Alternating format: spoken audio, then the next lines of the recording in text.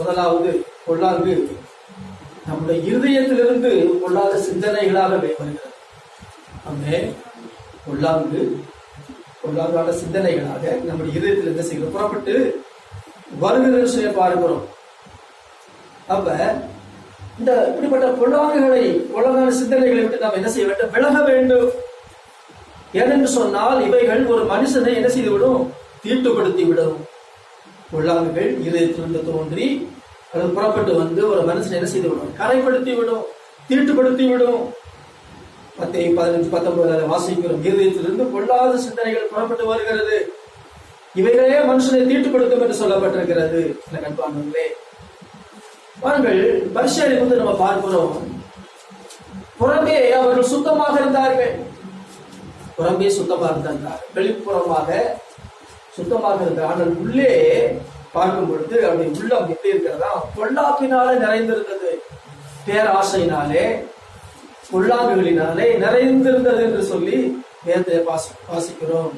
லூக்கா ஸ்தோத்திரம் 11ஆம் அதிகாரம் 39வது வசனத்தில் வாசிக்கிற வேலையில லூக்கா 19 வாசிக்கிறீங்களா? கர்த்தர் அவனை நோக்கி, நீங்கள்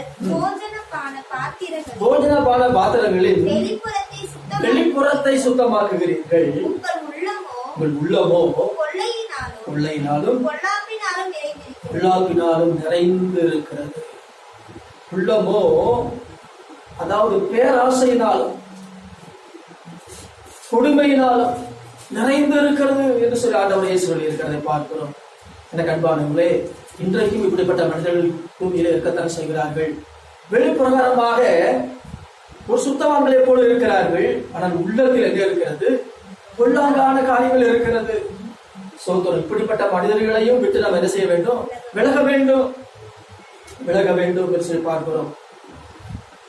அப்ப முதலாவது பொல்லாங்கு எங்கிருந்து வருகிறது, மனிதனுடைய இதயத்திலிருந்தே வருகிறது, சிந்தனைகளாக புறப்பட்டு வருகிறது. இரண்டாவதாக நேற்றை பார்க்கிறோம், சாத்தானும் என்ன செய்கிறான், ஒளியும் தூதனுடைய வேஷத்தை போட்டுக்கொண்டு அவன் பொல்லாங்கானதை கொண்டு வருகிறான் என்று சொல்கிறேன். சாத்தானவன் ஒளியும் தூதனுடைய வேஷத்தை போட்டுக்கொண்டு அவன் என்ன செய்கிறான், பொல்லாங்கானதை மனுஷனுடைய வாழ்க்கையில கொண்டு வருகிறதை பார்க்கிறோம்.